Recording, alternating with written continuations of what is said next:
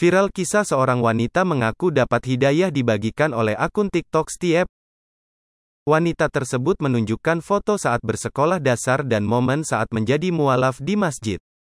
Akun TikTok Stiep tersebut mengaku kini berganti nama menjadi Anissa.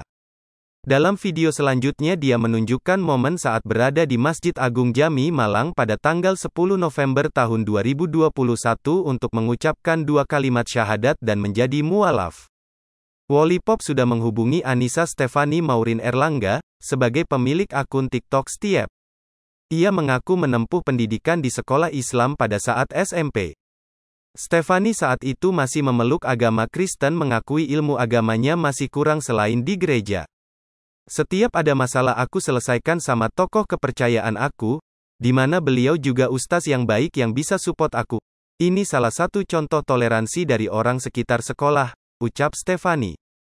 Stephanie mengatakan lingkungan sekelilingnya mayoritas Muslim, dan setelah mempelajari ilmu agama Islam di sekolah, wanita yang kini tinggal di Malang, Jawa Timur itu mantap untuk memeluk Islam. Dia juga memutuskan menjadi mualaf setelah melewati berbagai ujian dalam hidupnya. Saat masa sulitnya itu, Stephanie hanya bisa pasrah dan ikhlas. Bagi Stephanie, ustaz kepercayaannya adalah pengganti sosok ayah. Ia pun membagikan seluruh keluh kesah dalam hidupnya pada sang ustaz. Wanita yang berusia 21 tahun itu mengaku mendapatkan dukungan penuh dari sang ibu saat menyampaikan keinginannya memeluk agama Islam. Anak bungsu dari 3 bersaudara ini menjelaskan ibunya banting tulang, agar kebutuhan keluarga bisa terpenuhi. Karena sang ibu sibuk bekerja, jadi jarang memperhatikannya. Stephanie mengaku ia mempunyai banyak orang tua angkat dan tidak pernah memilih lingkungan pertemanan, karena saudara aku jauh dan aku lebih nyaman kenal mereka.